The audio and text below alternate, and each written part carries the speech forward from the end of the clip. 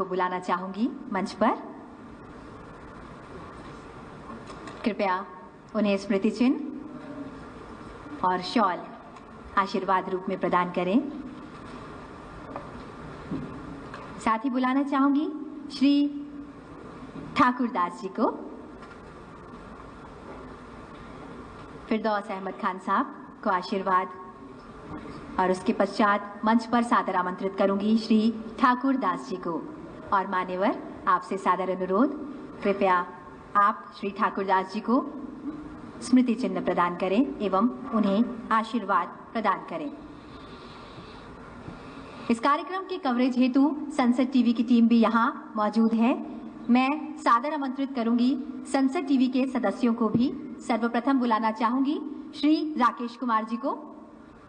राकेश कुमार जी तत्परता के साथ यहां पर सभी कार्य करते हुए प्रोड्यूसर संसद टीवी को एक स्मृति चिन्ह और आशीर्वाद रूप में एक शॉल प्रदान करते हुए माननीय उपसभापति श्री हरिवंश जी सदा ही अपना आशीर्वाद सभी को प्रदान करते हैं। बुलाना चाहूंगी कैमरा पर्सन श्री महावीर सिंह जी को। कृपया मंच पर आए। विनोद कुमार जी, विनोद जी कृपया जाइए। बुलाना चाहूंगी ए श्रीनिवास राव जी को। लाल मोहर जी, अंबिका प्रसाद जी, कन्नपति श्रीनिवास जी,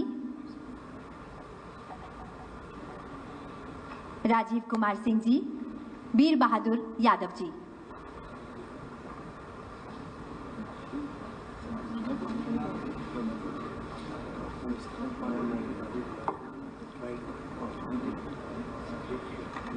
संसद टीवी के सभी सदस्यों से मेरा सादर अनुरोध,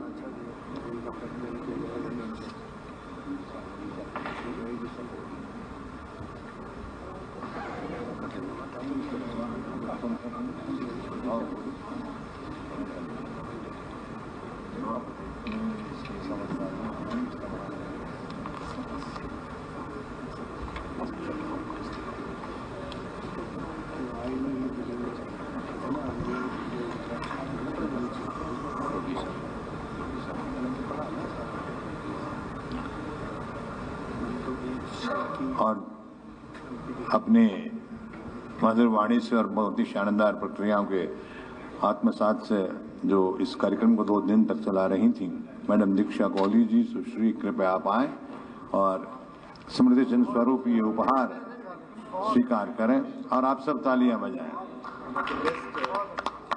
प्रोड्यूसर हैं संसद टीवी के आप मैडम दीक्षा कौली जी।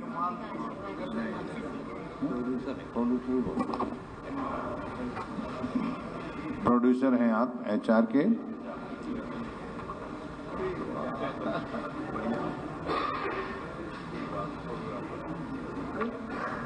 अच्छी तरह याद आपसे बड़े।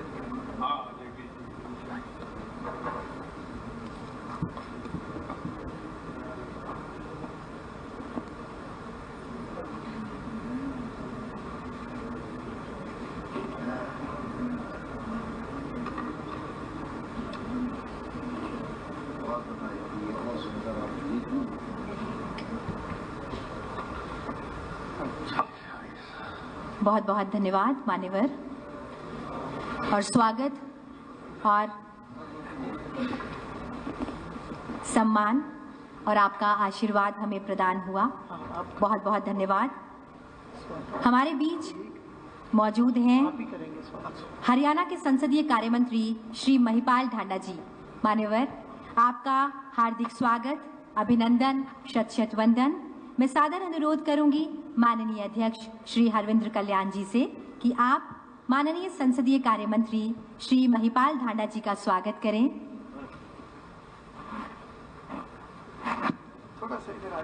इस सत्र में माननीय संसदीय कार्य मंत्री हरियाणा, ये हमारे संस्कार हैं, ये हमारे भारतीय मूल्य है, ये हमारे भारत के संस्कार हैं कि जब भी हम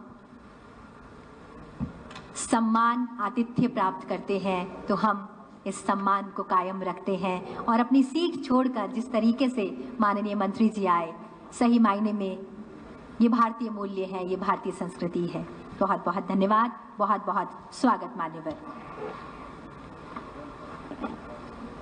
आप सभी की जानकारी के लिए मैं बताना चाहूंगी कि आईटी पॉलिसी के तहत सभी सदस्यों को कंप्यूटर व प्रिंटर प्रदान किए जाते हैं। इसी क्रम में आज सभी माननीय सदस्यों को टैब व प्रिंटर भेंट किए जाएंगे। अब मैं माननीय उपसभापति राज्यसभा श्री हरिवंश जी से सादर अनुरोध करती हूं कि आप माननीय विधानसभा अध्यक्ष को टैब भेंट करें। यहां से एक नए युग की शुरुआत, एक कदम टैब की ओर।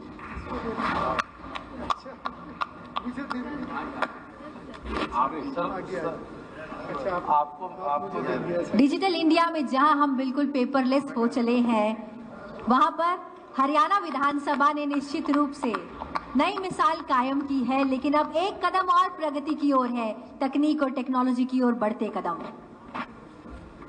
अब मैं माननीय विधानसभा अध्यक्ष जी से अनुरोध करूंगी कि आप माननीय उपाध्यक्ष श्री डॉक्टर लाल कृष्ण लाल मिड्ढा जी को टैब प्रदान करें।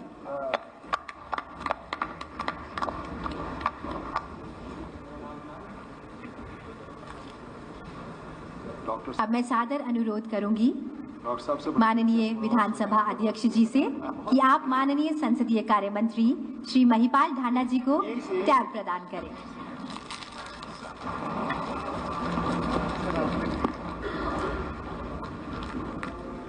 बहुत आग लगती है आजकल, जरूरी है ये बता देना, बाकियों को मिलेंगे। मेरा सादर अनुरोध है श्री बलवंत जी से कि कृपया आप मंच पर आएं। साथ ही मेरा सादर अनुरोध माननीय विधानसभा अध्यक्ष जी से कि आप माननीय श्री बलवंत सिंह जी को टैब भेंट करें। श्री बलवंत सिंह जी मंच पर आते हुए, एक नए युग की शुरुआत, एक नया कदम, और आपकी तालियों के साथ इस नए कदम का स्वागत करता हुआ ये पूरा सदन। मैं क्षमा चाहती हूँ, जगह की कमी होने के कारण हम सभी सदस्यों को कंप्यूटर व प्रिंटर विधानसभा के रिसेप्शन पर ही दे पाएंगे।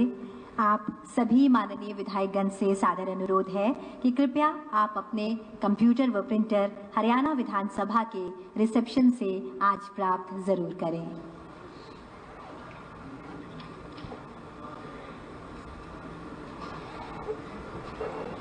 संविधान सिर्फ कागज पर लिखी हुई लकीरें नहीं है। गौर कीजिएगा, संविधान सिर्फ कागज पर लिखी हुई लकीरें नहीं हैं, बल्कि ये हमारे लोकतंत्र की आत्मा की तस्वीरें हैं, क्योंकि हम कहते हैं कि भारत दुनिया का सबसे बड़ा लोकतंत्र है। अच्छा, मैं सादर आमंत्रित करती हूँ श्री महिपाल ढांडा जी को, माननीय संसदीय कार्य मंत्री हरियाणा, कि कृपया आप हमें अपने विचारों से लाभान्वित करने की कृपा करें।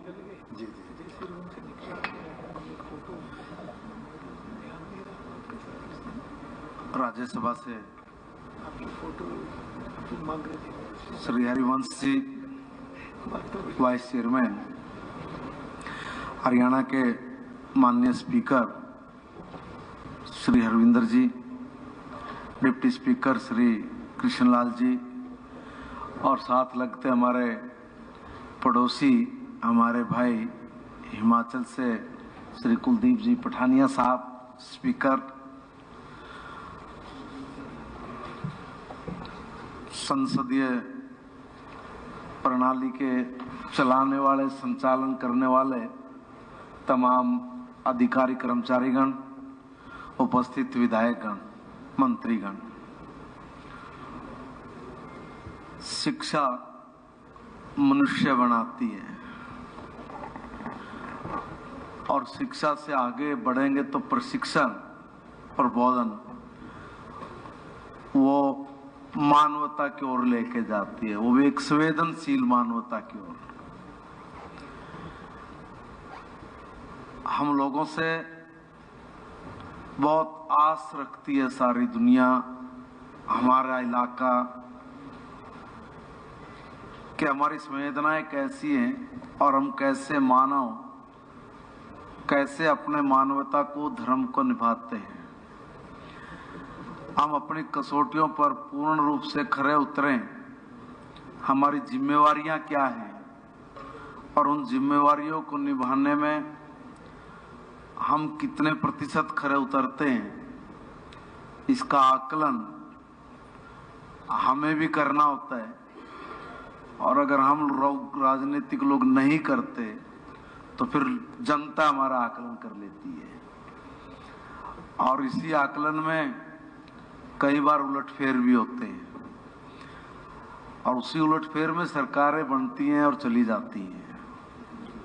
मगर कुछ ऐसे भद्रजन होते हैं जिनके बारे में हम सुनते हैं कि 7 बार विधायक बने, ये 7 बार सांसद बने, ये 8 बार सांसद और विधायक बने, कभी जीवन में पराजय नहीं देखी, तो उसके पीछे कुछ न कुछ कारण होते होंगे।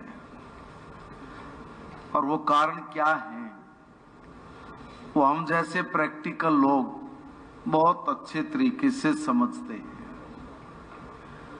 हम अहंकार में हैं क्या, हम लोभी लालची हैं क्या, हम उल्टे पुल्टे कर्म करके अपने को और अपने जीवन को ही ध्वस्त कर रहे हैं क्या, या सही मायने में जिस कर्म को करने के लिए हम लोग इस विधान में आए हैं, हम वो पूरा कर रहे हैं क्या, और उसको पूर्ण करने के लिए हमें जिस भी प्रकार के संसाधनों की, विचारों की या कार्यशैली की आवश्यकता होती है, क्या हम लोग उसको कर पा रहे हैं, इसका हम सब लोगों को मिलकर आकलन करना होता है, और हम लोग करते भी हैं।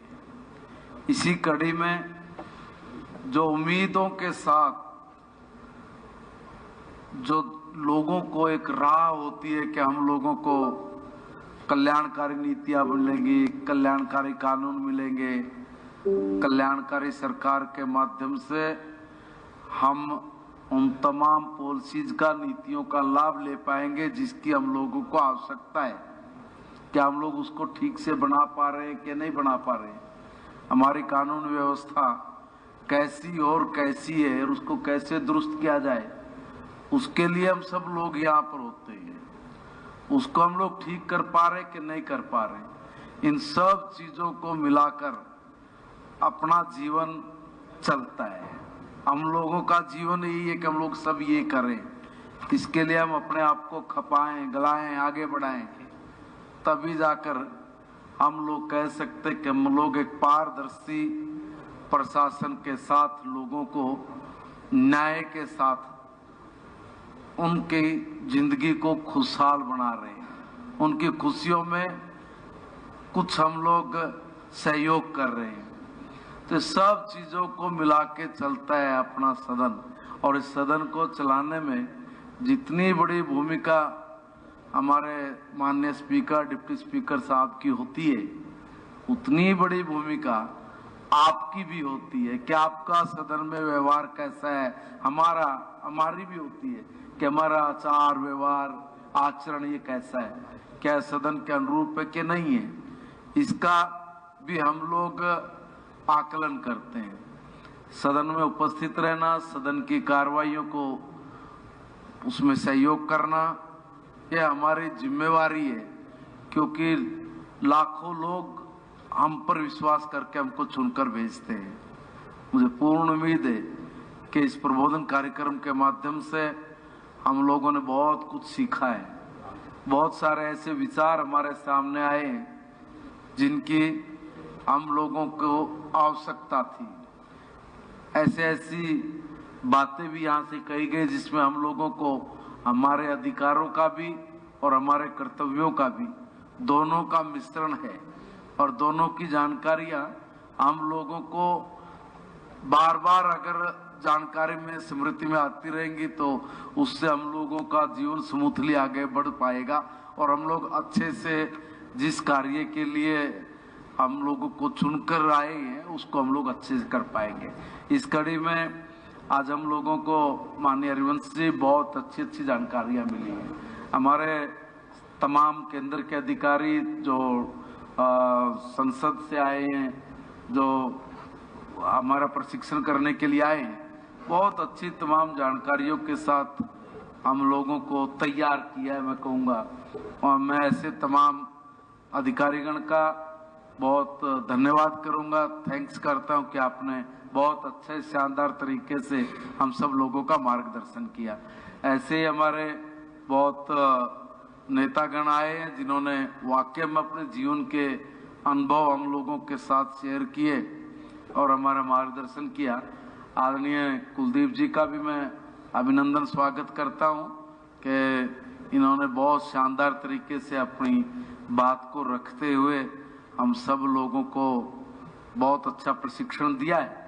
सम्मानित अध्यक्ष जी का भी और पूरी इनकी टीम का मैं अभिनंदन धन्यवाद करता हूं कि शानदार कार्यक्रम के लिए और इतने अच्छे इस प्रशिक्षण के लिए भी। सर मैं आपका भी बहुत बहुत अभिनंदन करता हूं, यहाँ पर आपका बहुत बहुत स्वागत करता हूं। धन्यवाद सर, शुक्रिया।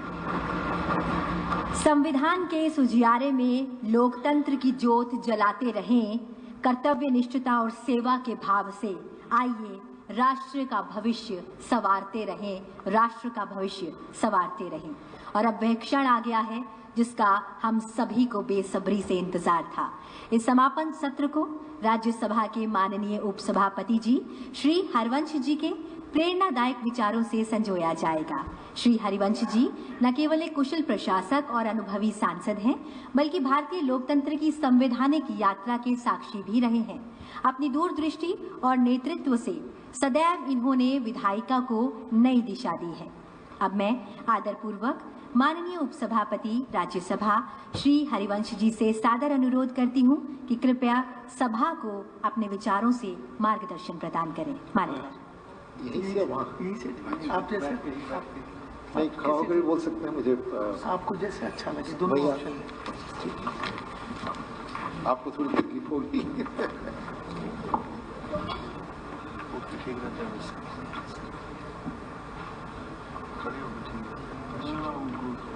सॉरी आपको परेशानी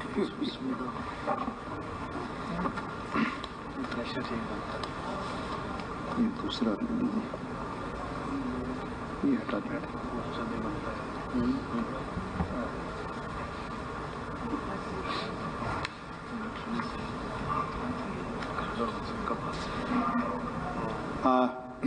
आप सबको मेरा नमस्कार।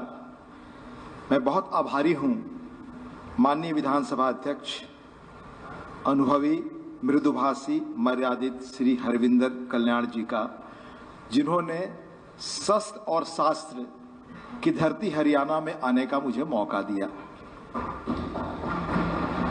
आपने सुना यहाँ, जिनका मैं बड़ा आदर करता हूँ, और आपके पड़ोस हिमाचल के हमारे प्रखर विचारों के धनी माननीय कुलदीप सिंह पठानिया जी, माननीय विधानसभा उपाध्यक्ष हरियाणा डॉक्टर कृष्णलाल मिड्ढा जी, उन्हें एयरपोर्ट से उनके साथ आने का मुझे सुखद संयोग मिला और बहुत उनकी अच्छी बातें सुनने का भी। माननीय संसदीय मंत्री श्री महिपाल जी, विधानसभा के सचिव सतीश कुमार जी, विधानसभा के सभी माननीय सदस्यगण, हमारे प्राइड के सभी अधिकारीगण जो आज पुरस्कृत हुए, उन्हें भी सबको बहुत बधाई। और हरियाणा विधानसभा के सभी अधिकारियों को मेरी ओर से शुभकामनाएं और इस बेहतर कार्यक्रम के आयोजन के लिए बधाई। सबसे पहले मैं 15वीं विधानसभा की रहनुमाई के लिए चुने गए सभी नए विधायकों को मेरी ओर से बहुत बधाई। यह विगत चुनाव में 68% जहां मतदान हुआ और अनेक युवा विधानसभा में आए, यह लोकतंत्र के लिए कितना सुखद संकेत है आप समझ सकते हैं। मैं अपने अनुभव से कह सकता हूं कि यह प्रबोधन कार्यक्रम, ओरिएंटेशन प्रोग्राम बहुत ही उपयोगी है। मैं थोड़ा सा इस विषय से अलग भटक कर कहूँ, एक स्व अनुभव से, मैं पत्रकार के रूप में एक तत्कालीन प्रधानमंत्री जी के साथ मुझे पड़ोस के एक देश में जाने का मौका मिला पत्रकार के रूप में। उन लोगों ने, वहाँ की पार्टी ने उन्हें एक अपने यहाँ ट्रेनिंग सेंटर जो उनकी सेंट्रल पार्टी का था वहाँ निमंत्रित किया। ये एक तरह का एक प्रशिक्षण का अवसर है। और वहां किस किस्म का प्रशिक्षण देते हैं कि आने वाले 2 वर्षों बाद मुल्क में क्या तब्दीलियां आएंगी, हमारा समाज कैसे होगा, हमारा अर्बन डेवलपमेंट कैसे होगा, कितने लोगों को नौकरी की जरूरत पड़ेगी, कितने पॉपुलेशन हमारा बढ़ेगा। उस देश ने अपने को 78 से बदलना शुरू किया। आज आपसे 5 गुना बड़ी इकॉनमी है। पहले आप उससे आगे थे। और जब आज के माननीय प्रधानमंत्री कहते हैं बार बार कि 50-60 वर्ष हम पिछड़ गए विकास में, तो उस मर्म को समझिए। आज हमें मौका है पुनः अपनी तकदीर को संवारने का, और उसके लिए बहुत ही उपयोगी कार्यक्रम है यह प्रबोधन कार्यक्रम। मैं लोकसभा के आदरणीय अध्यक्ष जी की दूरदृष्टि की प्रशंसा करूंगा। उनके मार्गदर्शन में लोकसभा सचिवालय में प्राइड बहुत बढ़िया ढंग से काम कर रहा है। देश और दुनिया के अलग अलग जगहों पर जाकर प्रशिक्षण बहुत बेहतर तरीके से देने के कारण उन्होंने अपने कम समय में अपनी पहचान बनाई है। और विधायक के तौर पर, विधायक की कोई या सांसद की संविधान में डिफाइंड कोई परिभाषा नहीं कि आपकी भूमिका ये है, पर पूरा लोकतंत्र का ढांचा आप पर टिका है, क्योंकि आप वॉच डॉग के रूप में माने जाते हैं और जाने जाते हैं। और यहां जैसा मैंने सुना कि माननीय लोकसभा अध्यक्ष समेत देश के अनेक मूर्धन्य लोगों को, अनेक विधानसभाओं के बड़े जाने माने लोगों के विचार आपको सुनने को मिला। निश्चित रूप से यह आपके अनुभव के संसार को, काम करने के संसार को बहुत समृद्ध करेगा।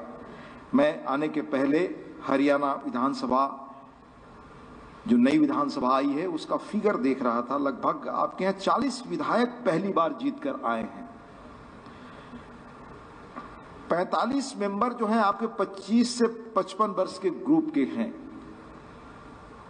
13 महिलाएं हैं, 68% लोग ग्रेजुएट या पोस्ट ग्रेजुएट हैं। यानी पूरे समाज का जो अनुभव है, जो पूरे समाज का प्रतिबिंब है, वो आपके यहां है। और जैसा मैंने कहा कि यह शस्त्र और शास्त्र दोनों की भूमि रही, भगवत गीता की भूमि, सरस्वती की भूमि, वेद की जहां रचना हुई, और दिल्ली के पास बसे हरियाणा ने दिल्ली को और देश की तकदीर को बदलते और प्रभावित होते देखा है। तराइन के 2 और पानीपत के 3 निर्णायक युद्धों में। हम इतिहास की क्यों बात करते हैं कि उससे भविष्य की प्रेरणा मिलती है। यह धरती जय जवान जय किसान के राष्ट्रीय जय घोष को भी चरितार्थ करती है। यहाँ के किसानों ने आपदा की स्थिति में देश की खाद्यान्न सुरक्षा सुनिश्चित की है, तो यहाँ के जवानों ने सीमाओं को सुरक्षा दी है। हरियाणा के युवाओं ने खेल के मैदान पर देश का नाम रोशन किया है। यह धरती प्रख्यात किसान नेता सर छोटू राम की कर्मभूमि भी रही है। यहाँ आजादी के बाद से पंडित भगवत दयाल शर्मा, राव वीरेंद्र सिंह, शिवनासी दास गुप्ता जी, चौधरी देवीलाल जी, श्री बंसीलाल जी, भजन लाल जी, ओम प्रकाश चौटाला जी, भूपेंद्र सिंह हुड्डा जी और मनोहर लाल खट्टर जैसे नेताओं ने प्रदेश की राजनीति को नई दिशा दी। यह जगह, यह मिट्टी प्रख्यात प्रखर सांसद स्वर्गीय सुषमा स्वराज जी की भी है। आज भी यहाँ से राज्यसभा में श्री सुभाष बराला जी, श्रीमती किरण चौधरी जी, श्री रामचंद्र जांगड़ जी, श्री कार्तिकेय शर्मा जी, श्रीमती रेखा शर्मा जी बहुत सक्रियता से अपने दायित्व का निर्वाह करते हैं।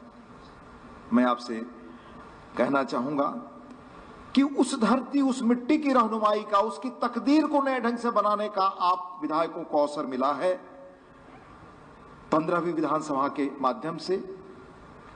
आप जानते हैं कि आपकी कितने निर्णायक भूमिका है। 91 के दौर को याद करिए कि आर्थिक सुधारों की नियति कहां लिखी गई, संसदीय पटल पर लिखी गई, और हमारी संसद की सहमति से हमने देश स्तर पर आर्थिक प्रशासनिक नीतियों में रिफॉर्म्स की बड़ी शुरुआत की। तो देश में आज जो भी बेहतर करना है उसकी राय, उसका मशविरा, उसके कानून आपके द्वारा ही बनना है। और इसके लिए बुनियादी तौर से हमें याद रखना पड़ेगा कि जितनी रिच आपकी डिबेट होगी, संवाद उच्च स्तर की होगी, हमारा लोकशाही में या जिसे कहते हैं लोकतंत्र उतना ही मजबूत होगा।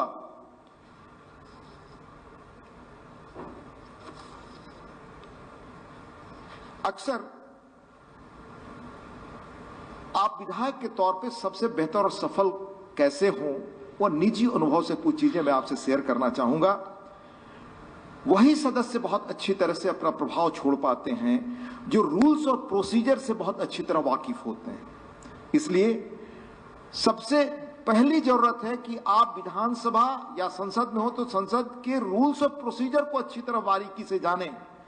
और मैं अपना अनुभव आपको बताना चाहूंगा कि जब मैं पहली बार आया तो प्रणव बाबू से मेरी मुलाकात हुई, वो देश के राष्ट्रपति थे।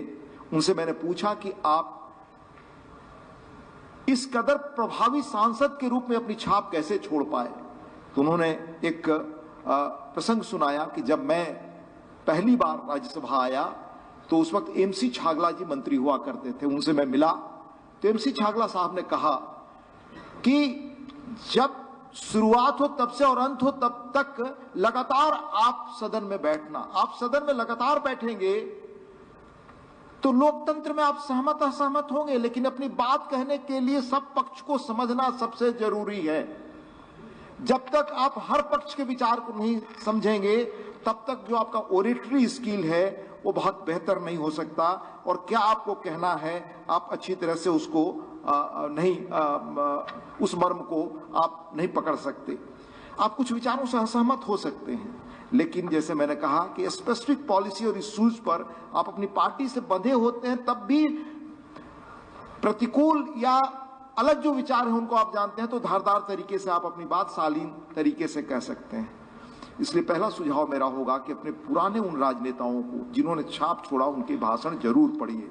मैं उदाहरण के तौर पे आपसे कहना चाहूंगा कि डॉक्टर राम मनोहर लोहिया 63 से 67 सिर्फ 4 वर्ष और 2 ही बार वो सांसद रहे, लेकिन आज भी आप उनकी बात सुनते हैं। कभी उन्होंने हंगामा नहीं किया, कभी वेल में नहीं गए। और वही नहीं, चंद्रशेखर जी,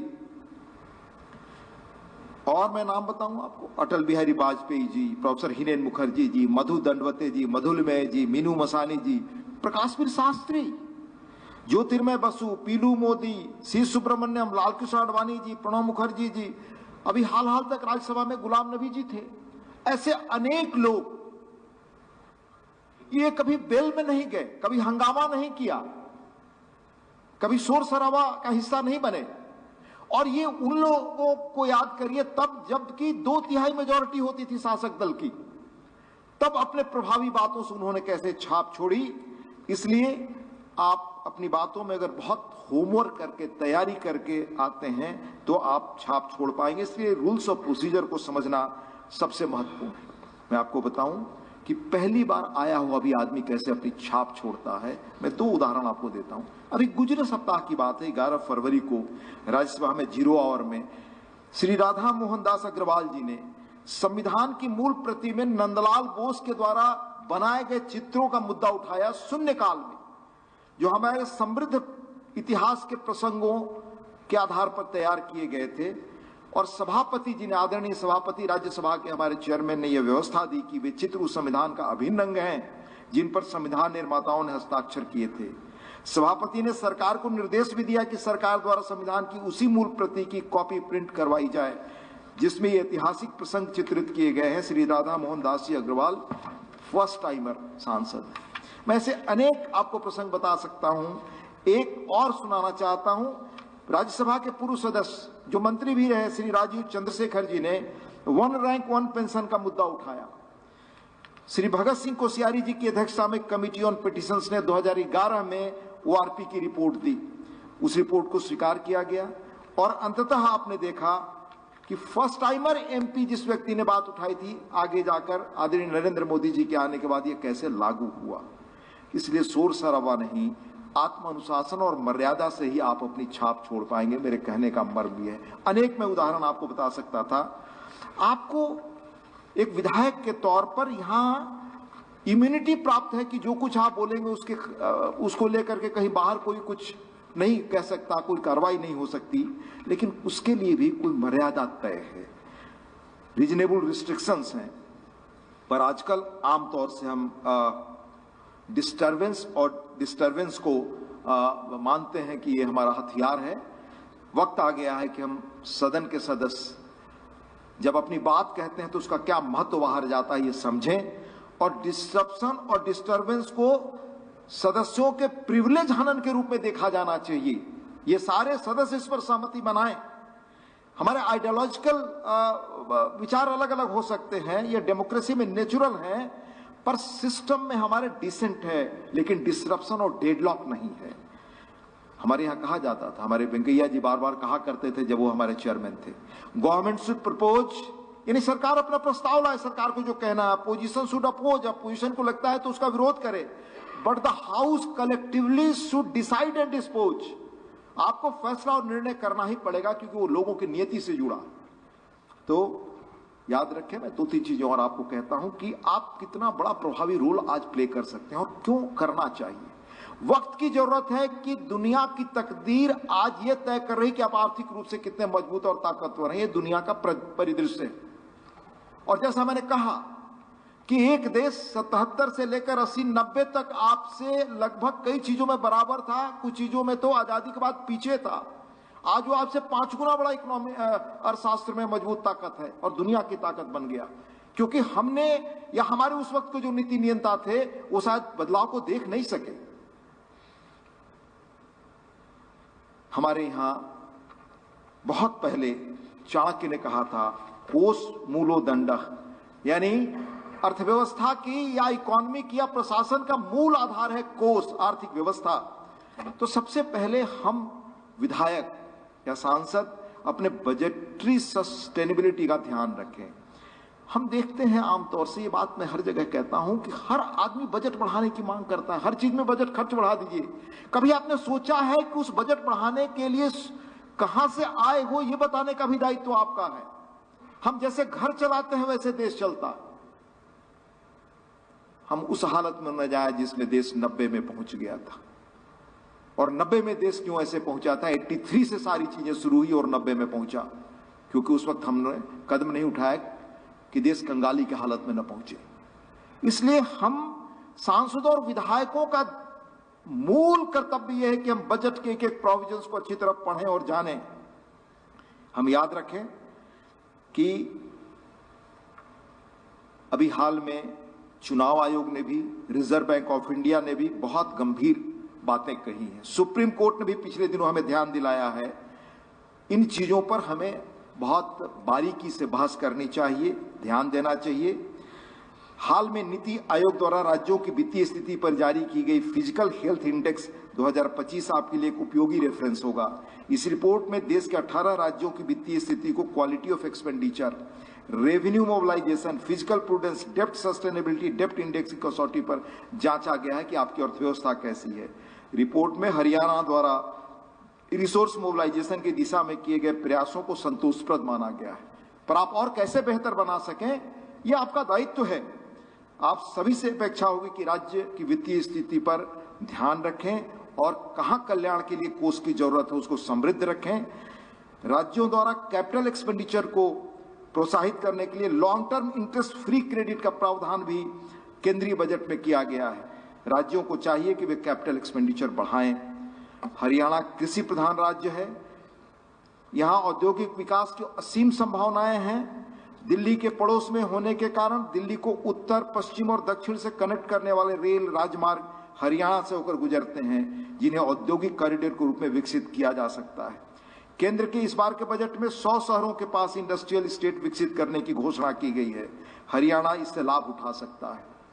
आर्थिक विकास और निवेश के लिए आवश्यक सभी फैक्टर्स ऑफ प्रोडक्शन पर राज्य विधायिका का नियंत्रण होता है। निवेश के लिए law and order, land reform, labour reform जरूरी हैं। एजुकेशन और स्किल डेवलपमेंट जैसे सोशल इंफ्रास्ट्रक्चर में रिफॉर्म्स और व्यवसायियों को कंप्लायंस बर्डन से मुक्त करने के प्रावधान राज्य ही कर सकता है। इसके लिए राज्य विधानसभा का समर्थन और सहयोग जरूरी होगा। ये सभी स्टेट सब्जेक्ट्स हैं। मैं अभी आगे आपको रेफर करूंगा भारत सरकार के एक पूर्व आर्थिक सलाहकार का इकोनॉमिक टाइम्स में एक सप्ताह पहले छपा लेख। हर विधायक को पढ़ना चाहिए, जो व्यक्ति या हर नागरिक को जो अपने राज्य की तकदीर को आज आर्थिक रूप से मजबूत और बेहतर बनाना चाहते हैं। मैं आपसे कहना चाहूंगा कि बजट सरकार के कामकाज के एक्सरे की तरह है। सरकार कोई भी निर्णय करती हो तभी प्रभावी होता है जब सफिशिएंट बजट एलोकेट हो। बजट पर डिबेट और डिस्कशन करना, उसे पारित करना किसी भी विधायिका के सबसे महत्वपूर्ण कामों में से एक है। विधानसभा से बजट स्वीकृत होने के बाद सरकार इसे खर्च कर सकती है। इसलिए सदस्यों से मेरा फिर आग्रह होगा कि इस बात पर लगातार नजर रखें कि बजट आवंटन कैसे किया जाता है, इसका उपयोग कैसे किया जाता है। इससे न केवल आपको जानकारी मिलती है बल्कि आप गवर्नेंस को गहराई से समझ सकते हैं। What matters is not outlay but the outcome. आवंटित राशि खर्च हुई या नहीं, तय लक्ष्य प्राप्त किए गए या नहीं, इस पर आपकी बारीक नजर होनी चाहिए। अक्सर मैं संसद में देखता हूं कि अच्छे सांसद चाहे वे किसी भी दल के हों, गहरी रिसर्च करके, बड़ी तैयारी करके, होमवर्क करके आते हैं, सरकार की रिपोर्ट और दस्तावेजों को पढ़ते हैं और सरकार की कमियों को उजागर करते हैं। इससे सरकार को फायदा होता है, देश को फायदा होता है, सरकार भी अपनी पॉलिसी और प्रोग्राम में सुधार करने के लिए उसे मदद मिलती है।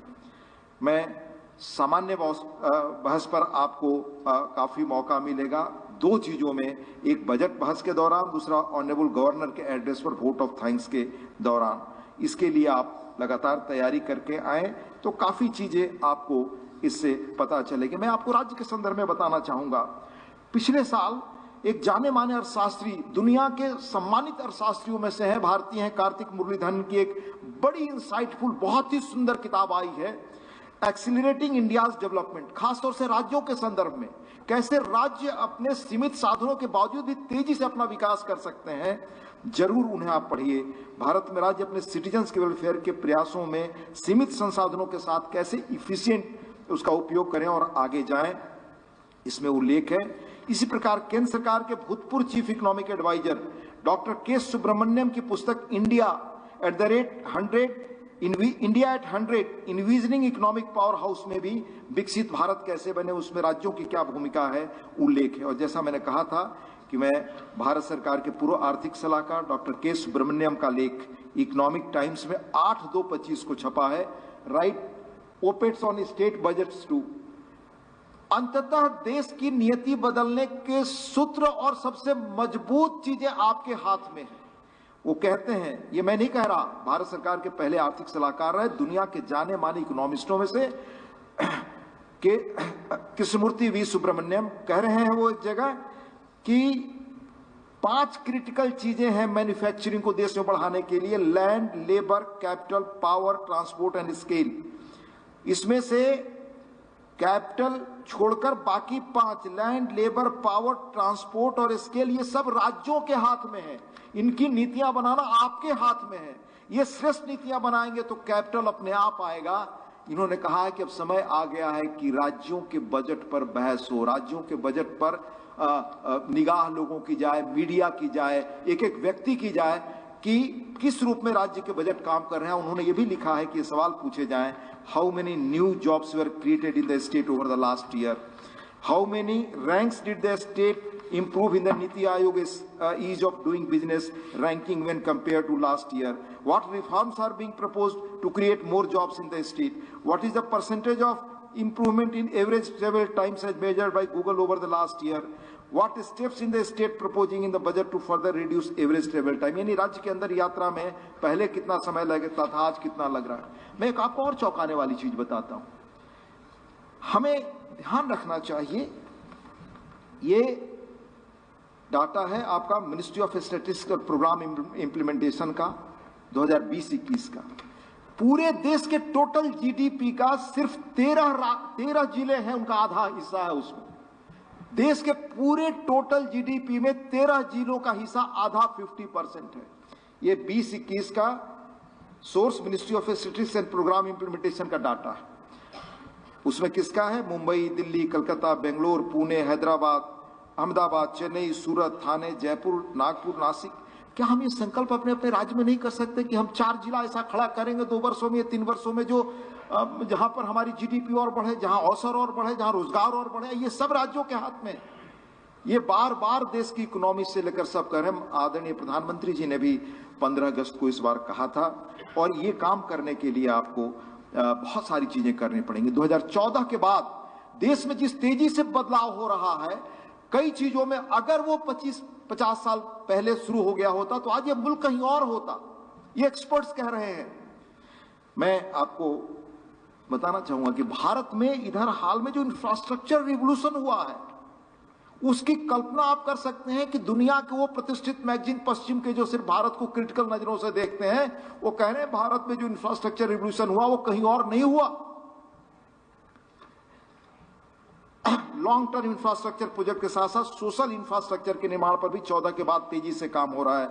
जैसे आयुष्मान भारत योजना के तहत गरीबी रेखा के नीचे के लोगों को, सीनियर सिटीजन्स के लिए एक्सपेंडेड इंश्योरेंस कवरेज, अब वो सबके लिए उपलब्ध है। बेहतर हेल्थ सर्विसेज प्रदान करने के लिए प्राइमरी हेल्थ केयर सेंटर और डिजिटल रूप में हेल्थ सर्विसेज तक पहुंचने के लिए आयुष्मान भारत डिजिटल मिशन, जीवन मिशन के तहत टैप वाटर कनेक्टिविटी, ये सभी वो काम है जिन्हें आप प्रायोरिटी स्कीम कह सकते हैं।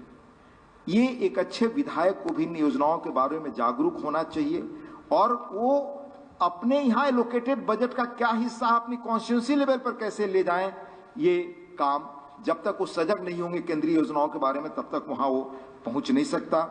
ये आपको एक चीज और मैं आप अर्ज करूं, कभी आपने सोचा है, इस बार की इकोनॉमिक सर्वे में वर्णन है और इसमें सिफारिश की गई है कि सरकारें getting out of the way की एडमिनिस्ट्रेटिव फिलॉसफी अपनाएं, यानी राज्य भी उद्यम और नागरिकों को कंप्लायंस बर्डन से राहत दें, पुराने बने कानूनों के एक बार फिर से जांचें, उनकी जरूरत को परखें या उन्हें निरस्त करें, या फिर व्यवसाय व्यापार को सरल बनाने के लिए उनमें सुधार करें। औसतन हर साल विधानसभाएं 550 से अधिक कानून बनाती हैं। 2014 के बाद देश में लगभग 2000 कानूनों को संसद ने निरस्त किया। ये बड़ा काम हुआ है। ये वो कानून है जिनकी कोई प्रासंगिकता नहीं रह गई थी। हमें राज्यों के बारे में भी ये सोचना चाहिए कि अपने यहाँ हमने कितने पुराने कानूनों को निरस्त किया, क्यों हम सिर्फ नया कानून बनाते जा रहे हैं। पुराने कानून बंधन के रूप में किस रूप में आज उपयोगी है नहीं है, उनको आप नहीं हटाएंगे तो ये दायित्व किसका है? ये दायित्व भी हमारा है। इसलिए कानूनों का समय समय पर रिव्यू करना ये हमारा दायित्व है। और सुप्रीम कोर्ट ने अभी जनवरी 25 में टिप्पणी इस पर की है। मैं उस टिप्पणी सुना देना चाहता हूं आपको। While hearing a matter on an election petition, Justice Suryakant, presiding over 2-judge bench in the Supreme Court, said, "For every law there should be a legislative review." I quote, "For every law there should be a legislative review. Reviews should not only be confined to judicial reviews. There should be legislative reviews of laws from time to time. You may have it every 20 years, 25 years और 50 years." ये supreme court की टिप्पणी है। मैं तो आपसे कहूंगा, अर्ज करूंगा कि दुनिया जिस तेजी से बदल रही है, अब टेक्नोलॉजिकल चेंज हो रहा है, उसमें ये हर 3-4 वर्षों में हमें बैठ करके इसकी समीक्षा करनी चाहिए। ओवरलैपिंग कानून, पुराने कानून अक्सर लोकल बिजनेस और लोगों के लिए चुनौती पैदा करते हैं। विधायक के रूप में आपके पास ऐसे मुद्दों को सरकार के ध्यान में लाने के लिए मंच और अवसर दोनों है। मसलन आपको बताऊं, जब मैं संसद में आया तो सड़क दुर्घटनाओं पर सारे पक्ष विपक्ष के लोग रोज हम सवाल उठाते थे। जब मैं गहराई में गया तो पता चला कि ये कानून में बदलाव हुए काफी वर्ष हो गए हैं, यानी देश में उदारीकरण हो गया। आपके लगभग 90 के बाद बड़ी मात्रा में गाड़ियां सड़कों पर आ गई, सड़कें पुराने कानून रह गए, आपके एक्सीडेंट्स बहुत बढ़ा।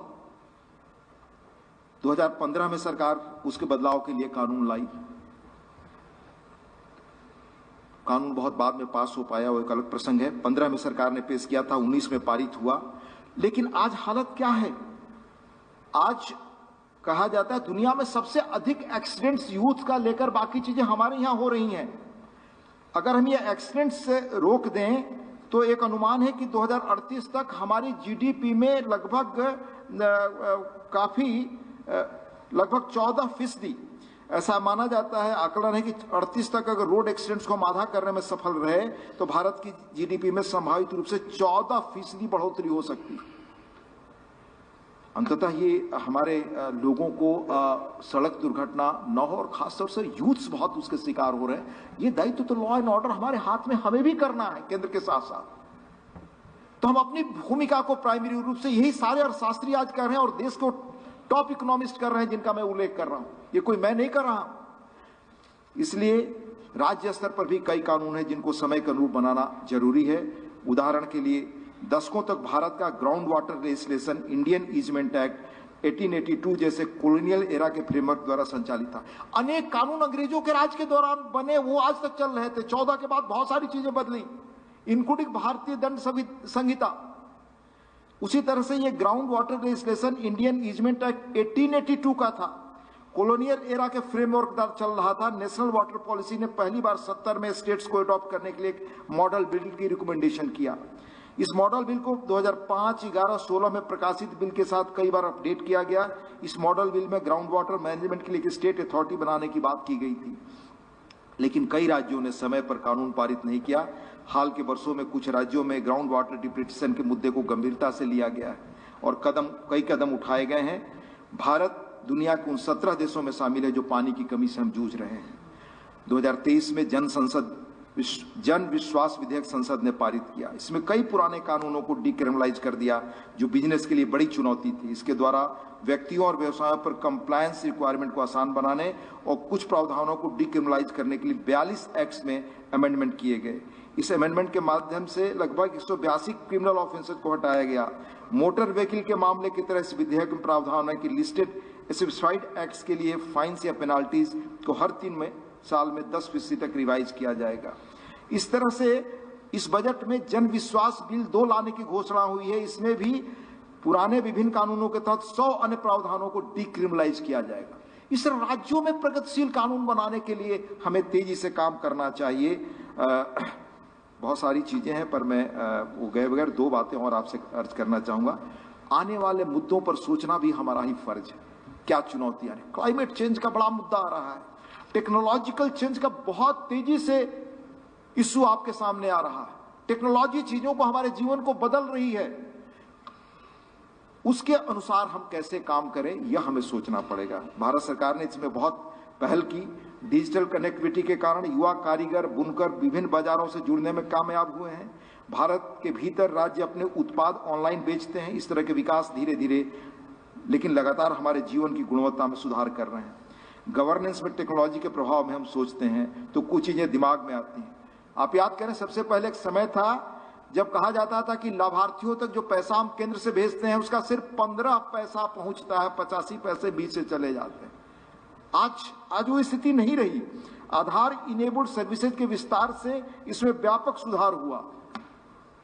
केंद्र सरकार ने इंपॉर्टेंट डॉक्यूमेंट्स और सर्विसेज तक ऑनलाइन एक्सेस देने के लिए एक मोबाइल ऐप उमंग भी लॉन्च किया है।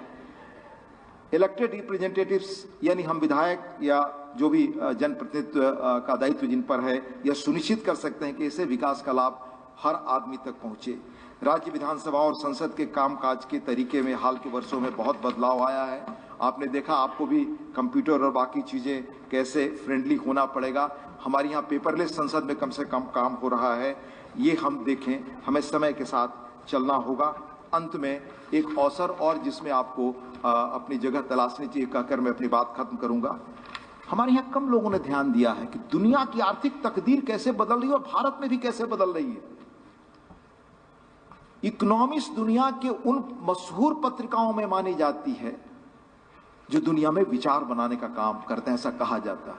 हालांकि ये वो सारी पत्रिकाएं हैं पश्चिम की जो भारत के खिलाफ एक अपने कारणों से सोचती हैं और काम करती हैं। पर उस पत्रिका ने भी 7 नवंबर 24 में भारत में लिखा कि किस तरह से स्टार्टअप का रिवॉल्यूशन आ रहा है। हमें अपने राज्य में उसमें आपकी हिस्सेदारी क्या हो, या आप की सरकार, आपके विधायकों को अपनी जगह तय करनी पड़ेगी, इसकी नीति बनानी पड़ेगी। ये कहते हैं 5 साल में यूनिकॉर्न स्टार्टअप्स 2 गुने होंगे। 5 करोड़ नई नौकरियां इससे आने वाली है।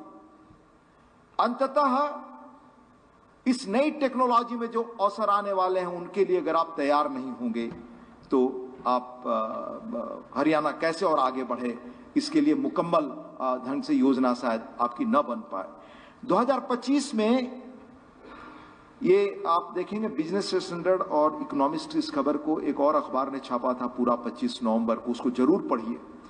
भास्कर ने। 2025 में देश का स्टार्टअप इकोसिस्टम एक अहम मोड़ पर है। बीते वर्ष रिकॉर्ड आईपीओ और फंडिंग इसने देखी।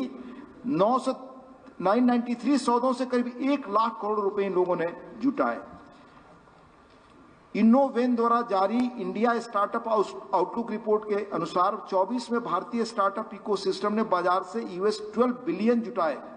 2025 में और अधिक संख्या में भारतीय स्टार्टअप आईपीओ लेकर आने वाले हैं। हुरन रिसर्च की रिपोर्ट के मुताबिक आगामी वर्षों में भविष्य के 152 यूनिकॉर्न 31 शहरों में होंगे। 5 साल में इनकी संख्या दोगुनी होगी। मार्केट रिसर्च एजेंसी मैकेंजी की रिपोर्ट, जो बहुत प्रतिष्ठित दुनिया की एजेंसी है, 2030 तक भारतीय स्टार्टअप 5 करोड़ से ज्यादा रोजगार जोड़ सकते हैं। इनमें इकोनॉमी में करीब 87 लाख करोड़ रुपए जोड़ने की क्षमता है। तब भारतीय इकोनॉमी $7 ट्रिलियन की होगी। 5 करोड़ नई नौकरियों में से 40-50 लाख सीधे स्टार्टअप से जुड़ी होंगी, 90 लाख से 1 करोड़ गिग वर्कर्स की होंगी, बाकी 3.5 करोड़ से 4 करोड़ नौकरियां प्रत्यक्ष रूप से जनरेट होंगी। यानी बीते दशक में कुल पैदा हुई नौकरियों में 20% स्टार्टअप से निकली हैं। आज भारत में हर घंटे एक स्टार्टअप लॉन्च हो रहा है। 118 यूनिकॉर्न की कुल वैल्यू 33 लाख करोड़ रुपए पहुंच जाएगी। 2015 में ये स्टार्टअप्स कुल 450 थे। ये दिल्ली, बेंगलोर जैसे महानगरों में सीमित थे। अब देश के 806 जिलों में से 779 में 1.5 से मिला के स्टार्टअप हैं। 50% से ज्यादा टीयर 2 और 4 शहरों में। टीयर 2 आप जानते हैं, जो टीयर 2 और 4 के शहर हैं, यानी मुख्य शहरों को छोड़कर जो उनसे कम जिनकी आर्थिक क्षमता है वो वाले शहर हैं, वहां भी अब ये स्टार्टअप शुरू हो रहे हैं। ये स्टार्टअप का अवसर है जहां हर 10 वर्षों के दौरान, गुजरे 10 वर्षों में हर घंटे के स्टार्टअप लॉन्च हुआ आपका। आज महिलाओं के नेतृत्व वाले 20 स्टार्टअप जल्दी ही यूनिकॉर्न होने वाले। यूनिकॉर्न यानी उसमें 5000 करोड़ रुपए से अधिक की पूंजी आएगी। और ये स्टार्टअप अपने कर्मचारियों को करोड़पति बना रहे हैं। बहुत फिगर से मैं वो नहीं देना चाहता आपको। ये सब भारत में हो रहा है। इसमें हमारा राज्य कहाँ हो, हम कैसे आगे बढ़ें, ये जरूर हमें देखना चाहिए। यह स्टार्टअप कल्चर देश को आने वाले समय में बदलेगा। और आप जानते हैं, ये सारे स्टार्टअप में हमारे देश के IIT से निकले लड़के, हमारे देश के बच्चे, ये सब हमारे देश के लोगों के द्वारा हो रहा है, नौजवानों के द्वारा हो रहा है। और हरियाणा तो एक कृषि प्रधान राज्य है। कृषि केंद्र सरकार के प्राथमिकता क्षेत्र में है। इनोवेशन और एग्रीकल्चर एंटरप्रेन्योरशिप को केंद्र बढ़ावा दे रहा है। कृषि के क्षेत्र में स्टार्टअप्स की अपार संभावनाएं हुई। 2019-20 में महज 108 कृषि स्टार्टअप थे। 4 सालों में यह संख्या बढ़कर लगभग 500 हो गई है। इसमें हरियाणा कहाँ है, कैसे और आगे बढ़े, ये हमें देखना पड़ेगा। और इसकी तैयारी, इसके बहस का मंच, इसके लिए अनुरूप कानून बनाने की जगह सबसे उपयोगी, सबसे सार्थक तो हमारी विधानसभा ही है, क्योंकि विधानसभा ही राज्य की प्रगति की नीति लिख सकती है। आपने मुझे यहाँ आमंत्रित किया, अपना विचार रखने का अवसर दिया। बहुत बहुत आपका धन्यवाद, आभारी। और मैं खास तौर से आपके विधानसभा अध्यक्ष जी का और आप सबका आभार व्यक्त करना चाहूँगा कि यहाँ आकर मुझे उन्होंने अपनी बात रखने का मौका दिया। बहुत बहुत धन्यवाद। बहुत बहुत धन्यवाद मान्यवर, आपका हम सभी को मार्गदर्शन प्राप्त हुआ। लोकतंत्र की पहचान है संवाद, सहमति और समर्पण। जहां प्रश्न होते हैं वहीं उत्तर भी मिलते हैं। ज्ञान से बढ़कर कोई शक्ति नहीं और संवाद से बढ़कर कोई समाधान नहीं। अब मेरा सादर अनुरोध माननीय हरियाणा विधानसभा अध्यक्ष श्री हरविंद्र कल्याण जी से कि मान्यवर आप इस सफल आयोजन के बाद धन्यवाद ज्ञापन प्रस्तुत करें।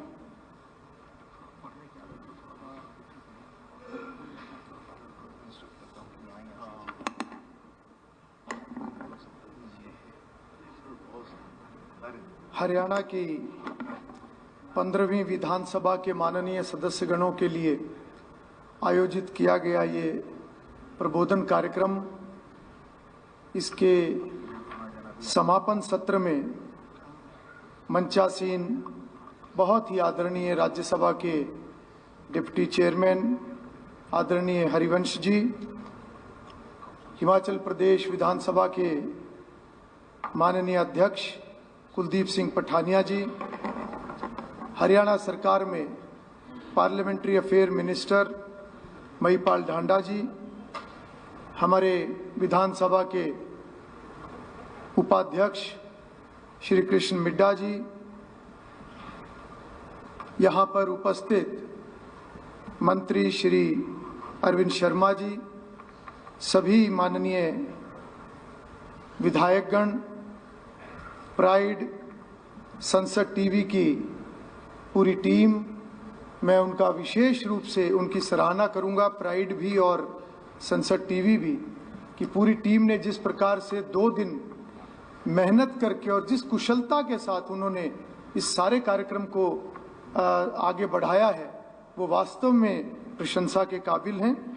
हमारे हरियाणा विधानसभा के सभी अधिकारीगण, कर्मचारीगण जो कई दिन से, बल्कि लगभग 1 महीने से तैयारियों में लगे हुए थे। परसों रात को जब मैं 10 बजे विधानसभा में राउंड लेने के लिए आया तो बड़ी संख्या में हमारे अधिकारी और कर्मचारी उस समय विधानसभा के अंदर इस प्रांगण में और अलग अलग जगहों पर जहां जहां उनकी ड्यूटी थी, सभी वो थे। मैं सभी को बहुत बहुत बधाई देना चाहूँगा उनकी मेहनत के लिए, और सभी मीडिया के साथीगण।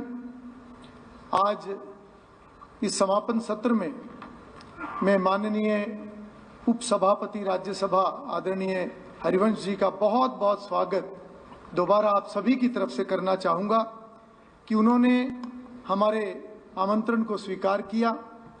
पिछले दिनों में जब पटना के अंदर all India presiding officers conference हुई, मुझे उसमें जाने का अवसर मिला।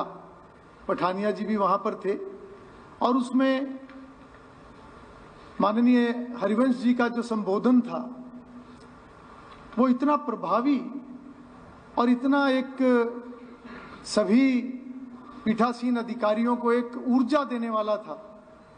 तो पिछले दिनों में जब तारीख तय हुई तो मैंने उनके कार्यालय में संदेश छोड़ा कि ये तारीख 14 और 15 तारीख है जिसमें प्रबोधन कार्यक्रम होगा। अगर समापन सत्र में माननीय उपसभापति जी आ सके तो हमें बहुत अच्छा लगेगा।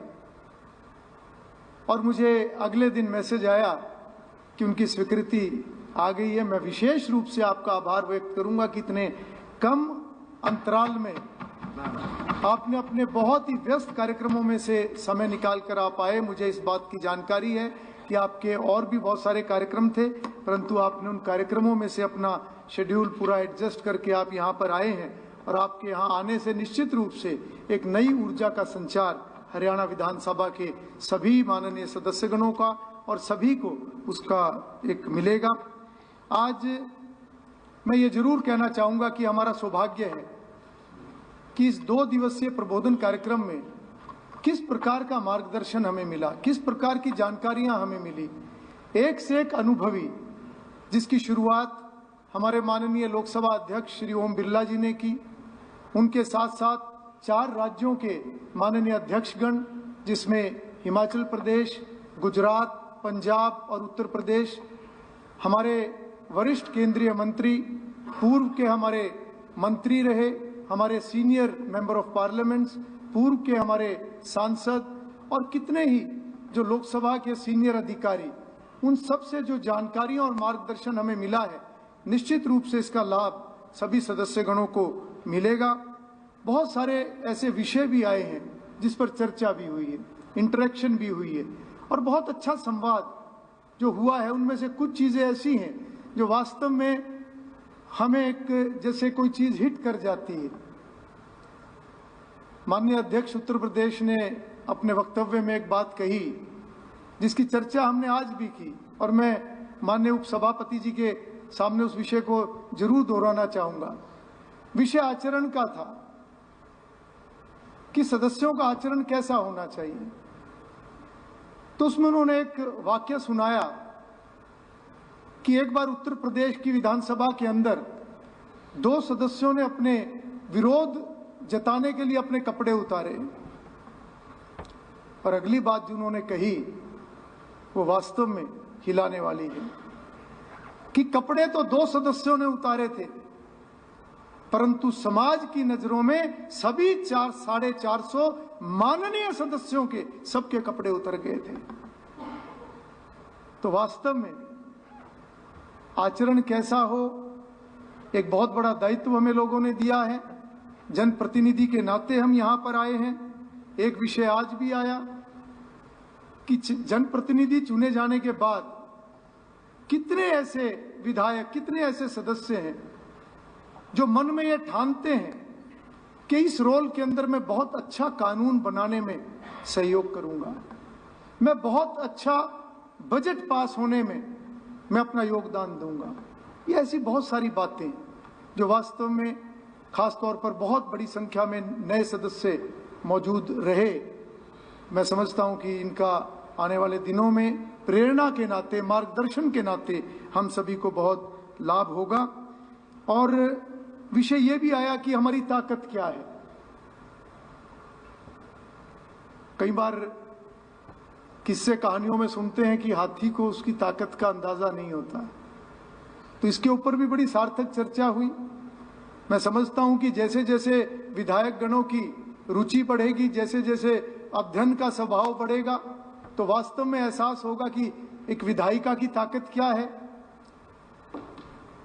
जो कानून बनाने वाले लोग हैं, जो बजट पास करके सरकार को खर्चा देने वाले लोग हैं, जो सरकार को खर्चा देने के बाद उस खर्चे को चेक करने वाले लोग हैं, सरकार के कामकाज पर निगरानी रखने वाले लोग हैं, उनको मुझे लगता है ताकत बताने की जरूरत नहीं है। जरूरत है अपना अभ्यास बढ़ाने की, अपना अध्ययन का स्वभाव बनाने का।